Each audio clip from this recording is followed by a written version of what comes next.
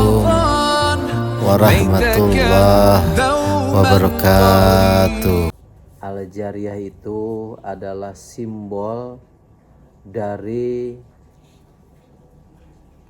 keberhasilan seseorang ataupun komunitas ataupun hal lain yang memang dipertaruhkan, tidak meletakkan ego sektoral di dalam ranah tersebut, ya. Jadi heritage ini adalah keabadian yang akan ditinggalkan untuk masa depan kita dan kader-kader kita dan anak cucu turunan kita. Kita sepakat bahwa rekam jejak seseorang itu sekarang sangat-sangat dipertaruhkan dan mudah sekali dilihat dan dibaca. Bahkan Lembaga Indonesia ini adalah lembaga yang open minded, lembaga yang selalu terbuka, bahkan di sela-sela kesibukan saya, pribadi kawan-kawan pimpinan yang lain. Lebih dari 3.000 video saya upload ke Lembaga Indonesia menunjukkan suatu sikap bahwa kita adalah transparan di sini, ya. Jadi seseorang akan dikatakan manusia sampah nantinya, manusia yang tidak berbobot ketika seseorang punya karyanya itu tidak bisa dikonsumsi, tidak bisa dijariahkan kepada generasi penerus umat berikutnya, ya. Jadi Al-Jariyah ini adalah perhitungan secara eksak dalam bahasa hukum maupun dalam bahasa terminologi yang akan dipinta pertanggungjawabannya oleh the next generation bagi seorang advokat, paralegal, akademik maupun rakyat Indonesia. Ya Allah, dulu ada Lembaga Indonesia. Ketika ada pembinanya banyak orang-orang tertolong. Setelah nggak ada pembinanya, Lembaga Indonesia-nya mati terkubur, kan begitu. Nah, kenapa saya diberikan harta oleh Allah yang saya orientasikan kepada kelembagaan? Amin. Ya kan? Karena di situ ada nilai baik yang akan bisa menjamin kelanjutan hidup saya. Dan ketika seseorang, ya, saya akan bercerita dalam sisi terminologi dulu. Ketika seseorang meninggal dunia, maka langkah kaki yang terakhir itu masih terdengar oleh si al-mayit, ya. Dan yang akan menjawab semua pertanyaan malaikat munkar dan nakir itu adalah bukan mulut kita, bukan kalian bisa punya berbicara beretorika kepintaran, bukan. Maka pembina selalu bilang, jagalah sholatmu. Yang akan menjawab ketika kalian masuk liang lahat, ketika malaikat munkar berkata, yaitu adalah sholat kalian. Ya, ketika ditanya, siapa Tuhanmu? Karena kita orang hukum menjawab Tuhan yang Maha Esa. Dah jeder, habis kan gitu. Yang akan menjawab apa? Allahu Akbar. Allah Subhanahu wa taala. Wah, luar biasa sekali kata malaikat. Hebat sekali orang. Makna sholat ini, ya, ini berbicaranya nantinya ke heritage. Karena kita berbicaranya di dunia wal akhirat. Ketika seseorang ditanya nanti oleh malaikat munkar dan nakir, "Hei Bambang Prakesit, kau diam dulu. Saya adalah sholat yang selalu kau tunaikan." Alhamdulillah ya Allah. Amin. Siapa Tuhanmu? Allah Subhanahu wa taala. Hei nakir, kau tanya yang kedua, katanya. Siapa nabimu? Yang jawab bukan bibir kita. Yang jawab asyhadu alla ilaha illallah wa asyhadu anna muhammadar rasulullah. Ya, nabi saya adalah Muhammad sallallahu alaihi wasallam. Bener, luar biasa sekali kan begitu. Jadi jangan pernah kita mempertaruhkan kepada sesuatu hal yang semu yang belum pernah terjadi. Ketika Pak Wabin meninggal dunia, apa masih ada ingat kader-kadernya memberikan? Karena yang akan kita bawa adalah amal kebaikan ketika kita masih hidup. Ya. Dan ketika orang bisa menjawab dua hal saja tadi, siapa Tuhanmu, siapa nabimu, dan sholat kita yang menjawab perintah Allah kepada malaikat tersebut, ketika malaikat ke aras melaporkan seorang Bambang Prakasit, kata Allah Subhanahu wa taala, tidurkan mayat itu seperti tidur dengan pengantin yang menyambut hari kebangkitan. Subhanallah. Amin. Ya Allah ya Rabbal Alamin. Luar biasa kan? Kalau orang yang beriman tidak ruwet dengan hidupnya. Your brain is very crowded. Otakmu yang ramai itu kan hilang. Kita tinggal menjalankan syariat Islam yang baik. Kita menjalankan panduan-panduan hidup Rasulullah, kan begitu. Kenapa saya berbicara seperti ini? Ketika seseorang sudah dianggap baik oleh penghakiman nanti di alam akhirat nanti, maka karya-karyanya akan baik. Ya, sahabat.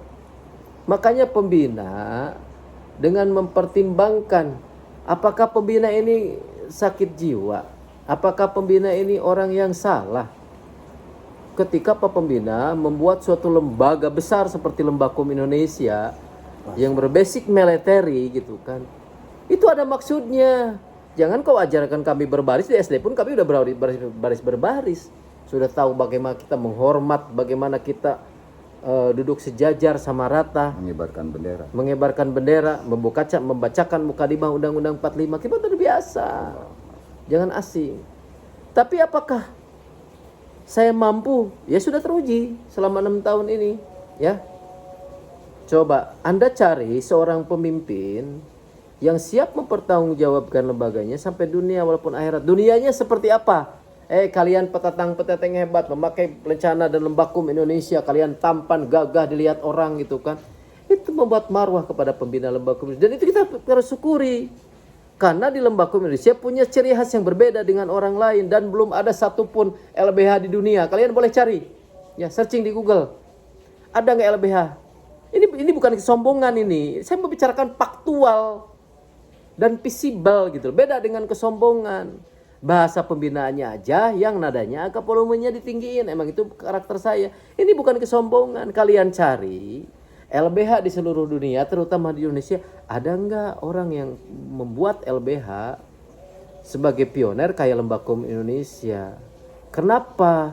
Apa artinya equality before the law, memiliki hak sama di depan hukum? Ya, aku kalau sidang, kau jaksa pulang besok ngantor pakai seragam. Masa kami sebagai orang advokat pembina Lembakum Indonesia pulang pakai kolor? Ya, saya menjalankan tugas dan saya barbar. Saya terbuka semuanya. Sejak kapan Pak Pembinanya tidak bangga memakai baju Lembakum Indonesia? Ya, saya selalu bangga.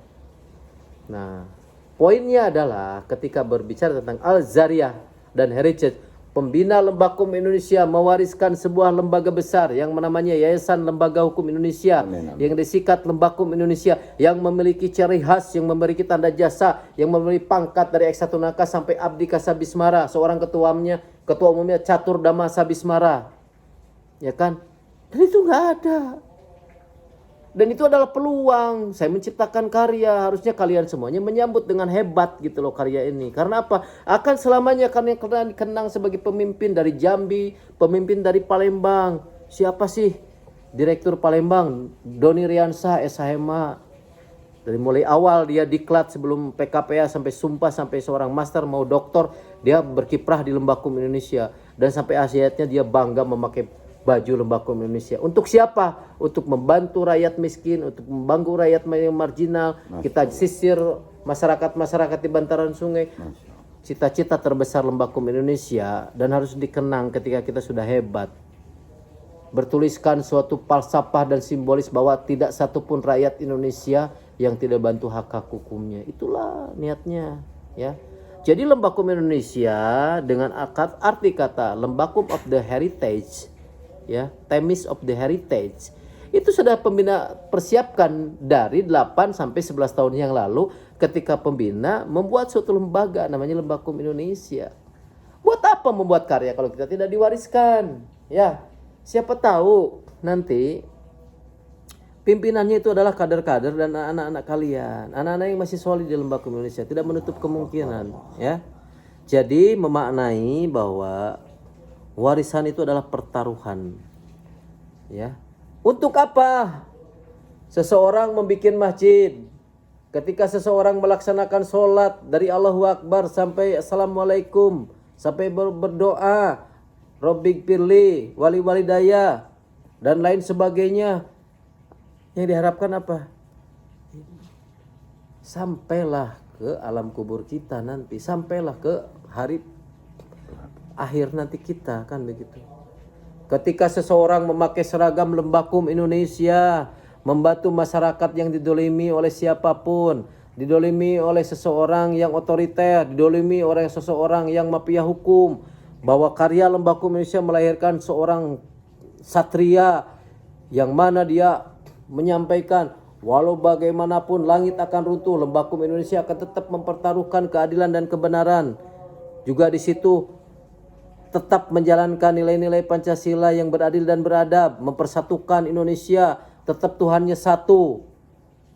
Dan itu adalah warisan etika, warisan budaya, warisan kultur, warisan yang tidak ternilai.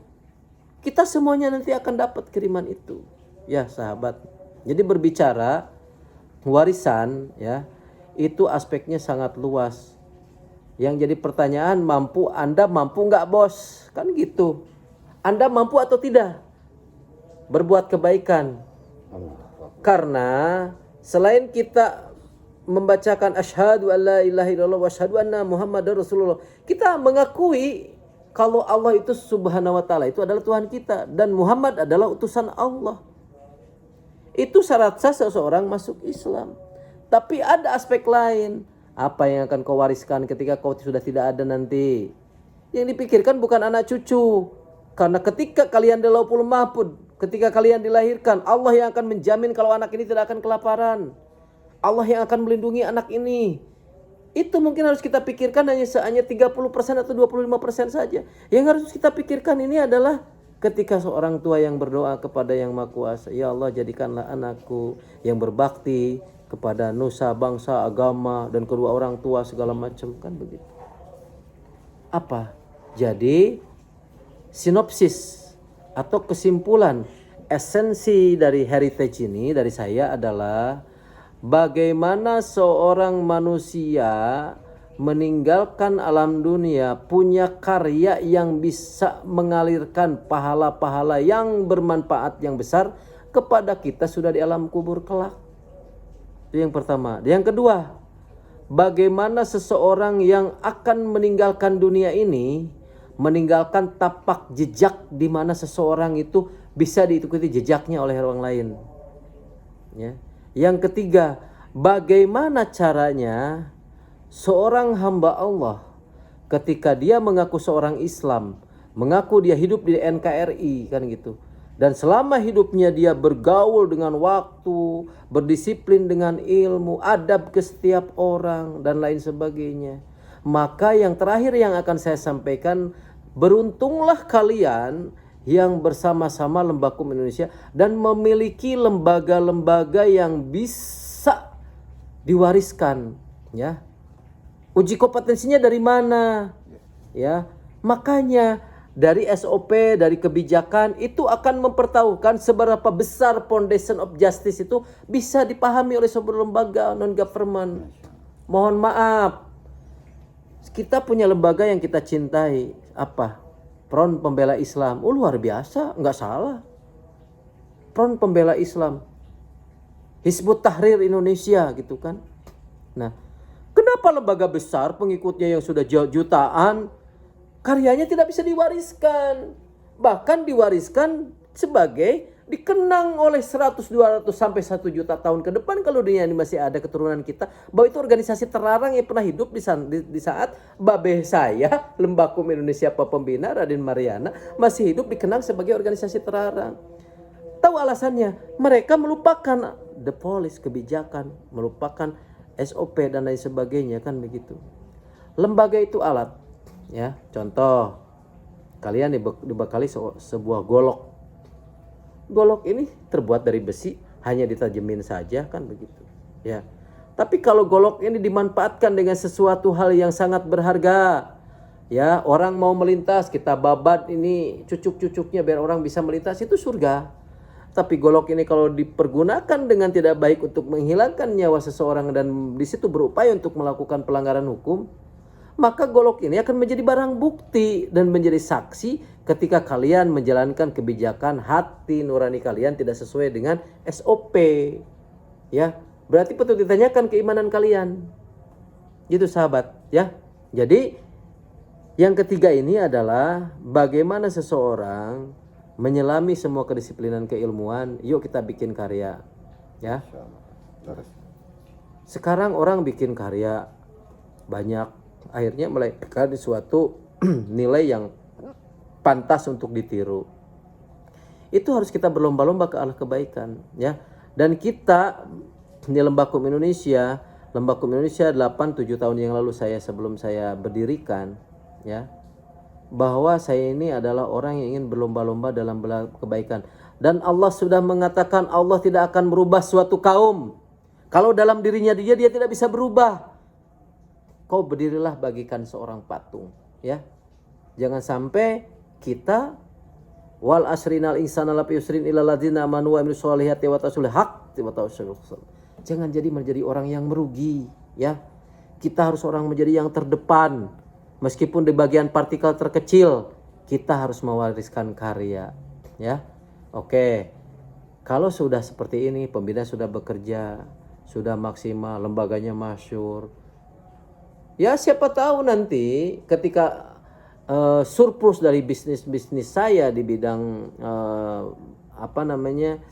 mediator jasa hukum, dan ternyata saya uangnya makin melimpah, saya ingin punya prestasi. Nah, itu dari bagian dari platform nih. Saya punya visi, saya punya planning, dan saya akan mensupervisi ketika Allah melikuidkan dana saya. Ketika dana itu sudah turun sampai 5-10 triliun, maka saya adalah orang yang akan punya gelar di mana Pak Pembina Lembakum Indonesia adalah salah satu person hamba Allah yang bisa menciptakan, yang bisa menggagas, dan sudah diimplementasikan. Dia adalah dapat Nobel, bahwa dia adalah orang Indonesia yang bisa membuat jutaan masjid di Indonesia dan memakmurkannya dengan segala sesuatu dan fasilitas. Kan itu sebuah wacana. Tapi perkataan adalah doa. Gantungkan cita-citamu setinggi langit. Tidak ada masalah karena cita-cita itu akan kesampaian. Dan bagaimana uji material dari cita-cita tersebut tergantung seseorang bisa mengimplementasikannya. Kalau seseorang punya jiwa yang hebat, jiwanya bercita-cita, pasti dia akan mensupervisi, pasti akan mempertaruhkan bagaimana cita-cita ini harus saya sampai ke telos, kembali lagi. Karena niatnya baik, ya kan? Meskipun misalkan kalian tidak bisa mencapai cita-cita, kalian sudah berniat dengan baik, ya. Jangan sampai kalian punya niat tidak pernah kesampaian, gitu kan? Makanya ketika kita tidak membatasi pergaulan-pergaulan luar yang akan mengikis kekotoran jiwa kita, mari kita jadikan jiwa kita sehat selalu, sehat walafiat. Karena kalau jiwa tersakiti aja, kita mungkin nanti akan sakit jiwa selamanya, ya.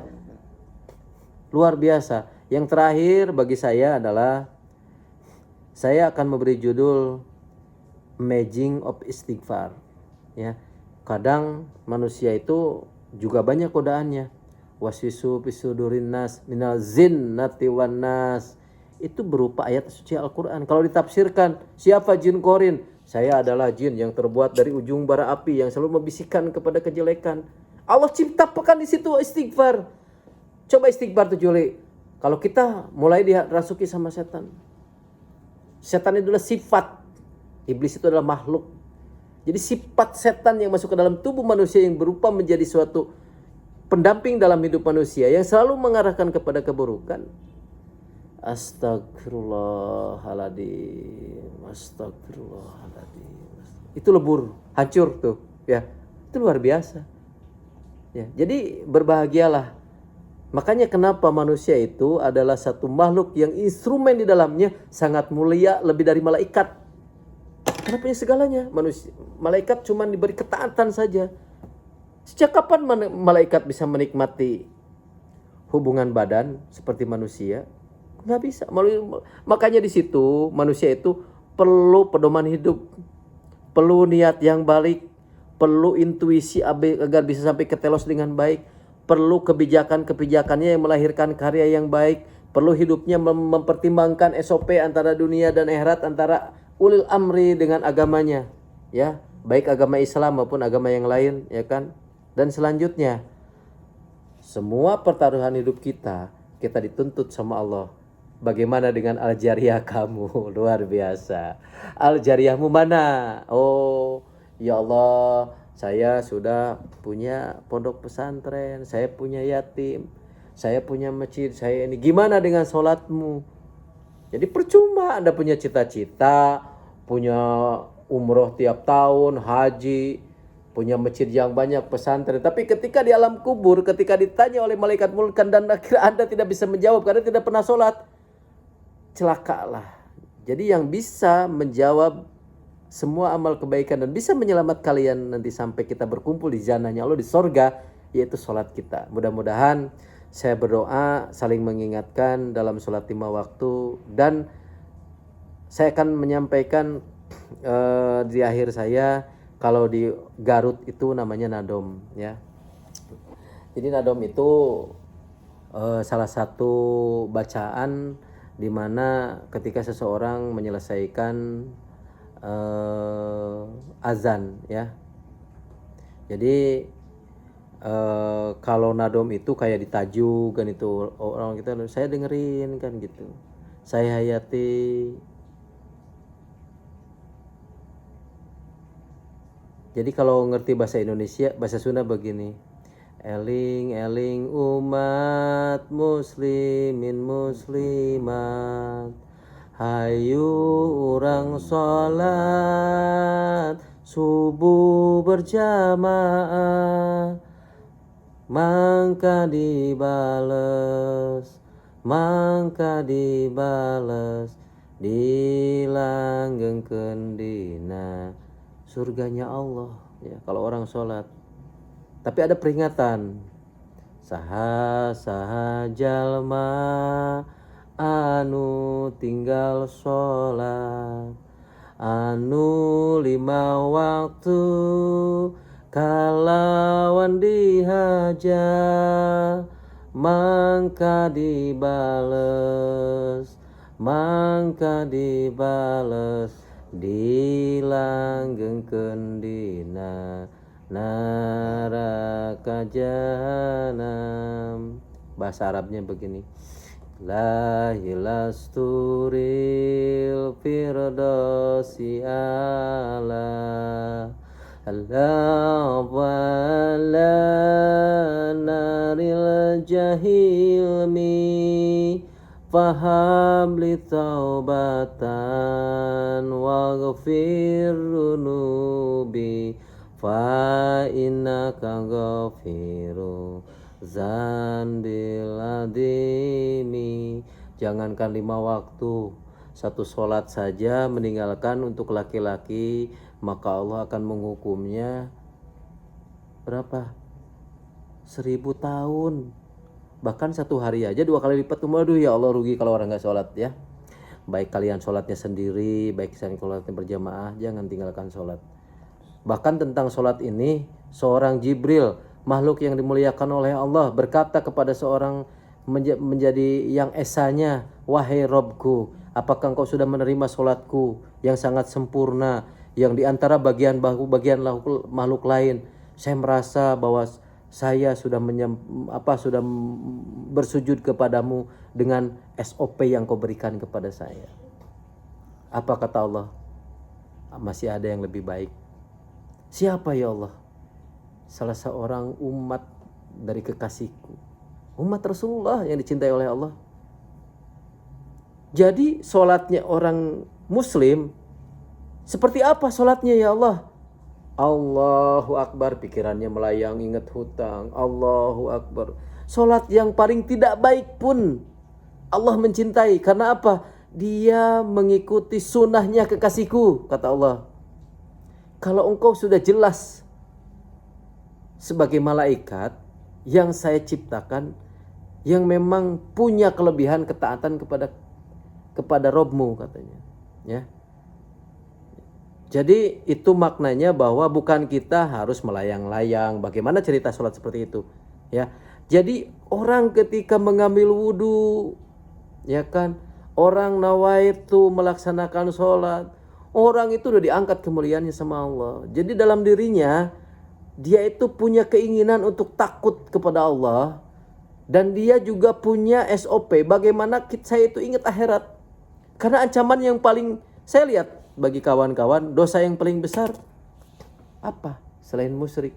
Orang yang meninggalkan sholat satu waktu saja sama Allah diganjarnya banyak sekali ya. Nah jadi tujuan dari Lembakom Indonesia ini selalu mewariskan sebuah napas-napas Islam, sebuah hal-hal yang baik, ya kan, mengajarkan kepada semua legioner Lembakom Indonesia untuk memahami makna istiqomah, ya, untuk mencintai sholat 5 waktu, untuk mencintai hal-hal yang baik. Insya Allah itulah SOP, ya. Tapi tidak lupa kata Allah, siapa yang patuh kepadaku maka dia patuh kepada ulil amri. Kita harus patuh kepada negara kita. Kita sudah final, kita hidup di negara Indonesia. Mari kita berimbang saudaraku. Jangan sampai kita mencampur adukan kepentingan. Kamu taat kepada Allah, apa akan kamu takut kepada Presiden Jokowi? Kalau orang Islam taat kepada Allah, itu bukan pertanyaan, ya. Apakah kamu taat kepada yang maha kuasa kamu dibandingkan dengan ciptaannya? Ya gak berimbang, itu bukan pertanyaan, ya. Jadi yang hebat itu adalah kita taat kepada Allah karena kewajiban kita sebagai hambanya dituntut untuk menjalankan SOP kehidupan yang terkandung di dalam terminologi Al-Quran dan Sunnah wal Jamaah, dan kita pun patuh tunduk kepada negara Republik Indonesia karena Allah mencintai ulil amri. Ya begitu sahabat. Jadi 1 jam 5 menit saya juga acara dadakan ini yang disuguhkan oleh Pak Bambang, ternyata aura saya keluar di sini, ya. Jadi saya membatasi beberapa hal yang tidak mungkin saya expose. Cuman hari ini saya dengan segenap hati saya menyampaikan segala sesuatu pertanyaan-pertanyaan ini adalah landasan fundamental kehidupan kita, ya. Dari mulai niat, telos, polisi, SOP, bahkan di heritage. Jadi kata yang terakhir dari saya adalah Lembakom Indonesia akan mewariskan lembaga yang besar, yang dimana Lembakom Indonesia akan menjadi suatu wacana cita-cita seluruh rakyat Indonesia pencari keadilan. Lembakom Indonesia mewariskan karya di mana seluruh kader Lembakom Indonesia itu meninggal dalam husnul khotimah karena pimpinannya selalu mengajarkan kebaikan, memerintahkan sholat, memerintahkan zakat, memerintahkan hidup bijaksana. Dan adapun yang kehilapan dari saya mohon maaf lahir batin karena juga seorang manusia, bukan seorang malaikat. Sekian sahabat, semoga kita selalu dirahmati Allah, dan saya kembalikan waktunya kepada Pak Ustadz. Alhamdulillah, apa yang diutarakan beliau sesuai dengan materi atau poin terakhir yang coba akan saya refleksikan sesuai dengan temanya. Refleksi anniversary Lembakom Indonesia yang ke-6. Di poin kelima ada heritage ataupun al-jariyah, di mana ketika di awal Bapak Pembina meminta landasan dari sebuah niat tersebut yang saya berikan dari hadis Nabi SAW yang disampaikan diriwayatkan oleh Umar Ibn Khattab, innamal amalu binniyat. Begitu juga dengan heritage yang akan saya tutup dengan hadis Nabi SAW, idza mata bani Adam inqata'a amaluhu illa ila thalath. Al-amalu jariyah, al-waladun soleh yad'u lahu, al-ilmu yang tanfa'u bih. Jadi apabila anak Adam, manusia ini meninggal, terputus segala amalnya kecuali 3 hal, illa salas. 1, al-amal jariyah. Amal jariyah, amal solehnya. Amal jariyah itu baik itu karya, sebuah karya atau apapun itu, ya, atau sedekahun jariyah, berupa sesuatu material sifatnya ataupun unmaterial, sedekah jariyah. Karena ide itu juga tidak ada bukti nyatanya kan, tapi bisa menjadi suatu jariyah. Seperti misalkan ide tauhid la ilaha illallah Muhammadur Rasulullah itu merupakan sedekahun jariyah dari Nabi SAW berdasarkan wahyu. Bapak Pembina nanti secara Unmaterial dan material Lembakum Indonesia berikut dengan ide dan karya nyatanya, atributnya, lembaganya, dan lain-lain. Lalu ilmu yang tafawubi, ilmu yang bermanfaat. Apa yang kita sampaikan berkaitan dengan ilmu bermanfaat ataupun tidak bermanfaat. Nah, itu akan jadi jariyah yang baik dan yang buruk juga. Terakhir adalah al-waladun sholeh yad'u lahu. Anak yang soleh yang mendoakan. Itu yang akan terus mengalir menjadi suatu warisan kita ketika kita sudah tidak ada. Dan ketika beliau mencoba untuk mengakumulasikan heritage ini dengan sholat, menurut saya itu adalah sesuatu yang teramat sangat tepat. Karena sholat secara bahasa itu bukan hanya sekedar dibuka oleh takbir dan ditutup oleh salam, tapi sesuatu yang merupakan doa. Karena senjata orang beriman itu adalah doa.